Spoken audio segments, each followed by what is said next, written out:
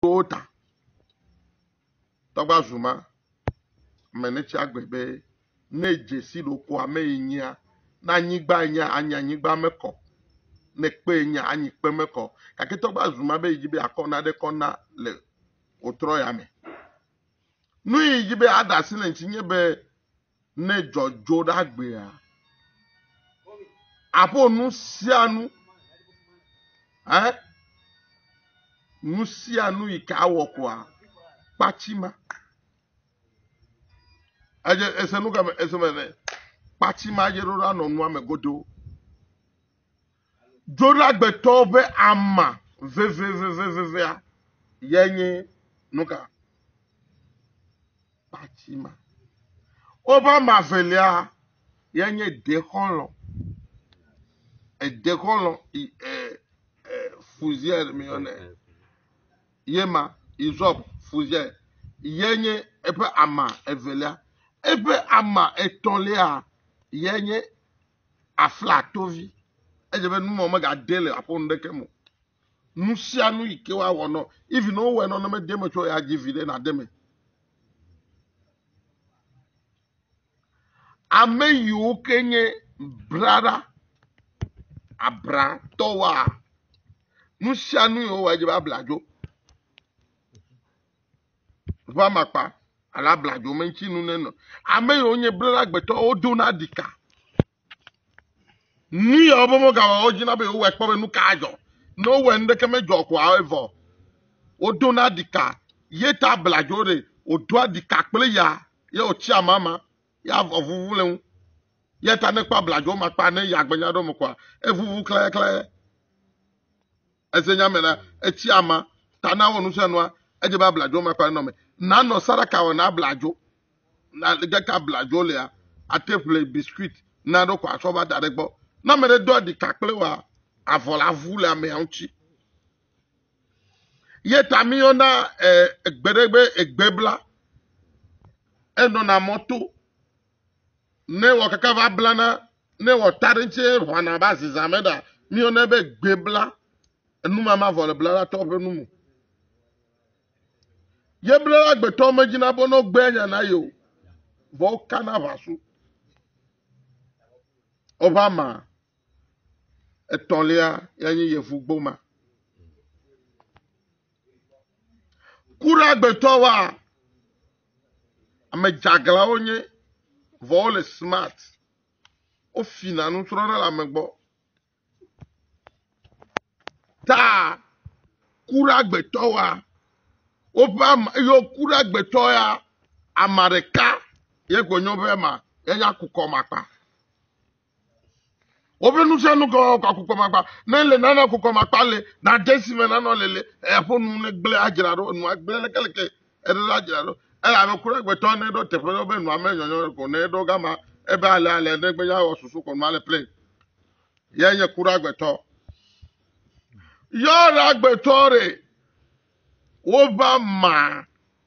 Yenye glelele be imonu je fetome.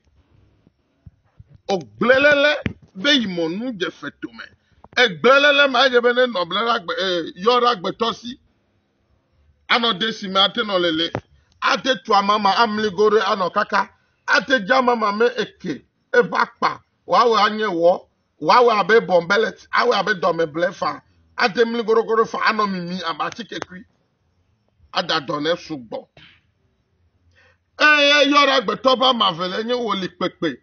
Ebe kpele fioje kpele gaja chere papa be che choche kriwa. Ova ma kemalo. Yova ma tolia yenye he. Ejebe no ji he di toli. He ke chi kaka biamile mea. Wa pe wa no potole. Wa kono chimede wa no lele. Alo wa plo heke. Wa tue kpele ewo evi ata sikoni pepre ayo yiku. Wamli godo ato akpohe akwe dakpome aji nyakpepe pakpa aji eloma pakpa chakamo wa lobe lontojo klimakpa yora gbeto malo amli goro aso de akpovi me ase amli nemla nyi garo mena ku drome nyoko so de chime na vale wo me ga de sizo zomo na vale pa jale evo na fia ko linchi bete be ye yakpa chaka wo ne tonu ma je be dure no me yenye yo ragbe toto si ragbe towa danger bango wo va ma yenya fideme yetano wonu vire na ne no abe anyoko egbelena no adidi na lonchi no wonu ko adidi lonchi no wonu ko didi lonchi yeta jebe woyala ejebe no ja fideme ke miere benigra wahwe aso de parfait sa de ke nyono me wano sasa nu le sala ke efebe won to zo amanto esenya medade tane donu lonchi a onto kwa agble no ati dum sida gbe tonchi be nia no kwa agble bem ke be atukpo afia agela me no afi me kuma ba kona ye okewe gasana edemedo sida gbe to opa ma veveve nye dedo ejebe na gise demedo na se aso darapo ko me alo ta ogbe ne kpobe me la me kokore va ji ese demedo alo demedo no tu nyanyanya na kusi koleji dare ndogbe ne puga evoko na kwe na vale o tele yo o te wonu shanu vonu kele won chenye be fida gbe mele be no du deu no mele be no du deu mele be no du amijenu sugbo fida gbe towe ma yo mi gbova mi mira gbe toji mi mira gbe towa o pa ma yenye aflatovi aflatogan plenuka woli pepe mimi la gbetore no ame ono no ane gle ne wole ke no do fuma ajebe no ane jirado o menu me pantona kakere ejebe mimi la gbetone nye mimi la gbetola le chide si arebe mimi la gbanto ajebe na adun lamu na ple lamu aja flatovi aflatoga na ko salad na du ano la meseme neme ale jofito medo alo ji medo ale nkudo mimi da gbeto me nuwe ma to ba fu ma be ga ko daranyi ne edukwa ko sira gbeto wa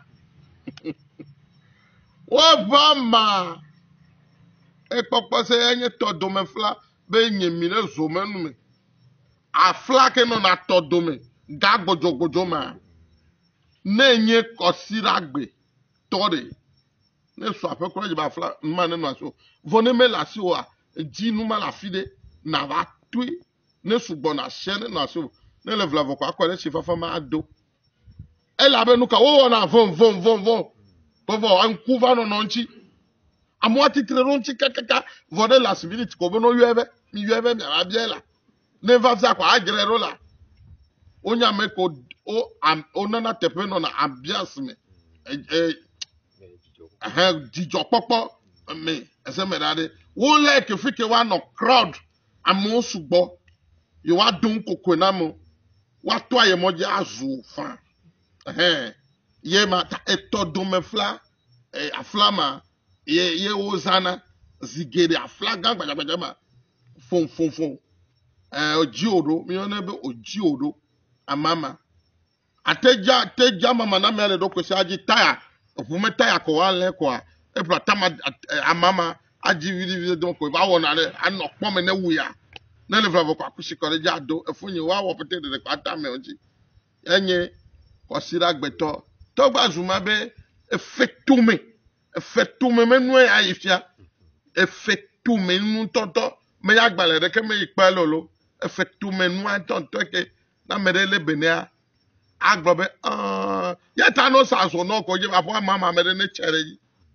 amama de ya ne geje gigodo ko eche nu wo na de no kra ne nu ala va gbele nu le nti oso a ne kwapo jojo me maya vile dareji tako e changer noa enu fefe aso togbe asuma 3779 togbe enwonye malo amerika menye na ngolo no ya ntoko avevo ne menyona wa kedo kwaso nufiala mofiala bye bye.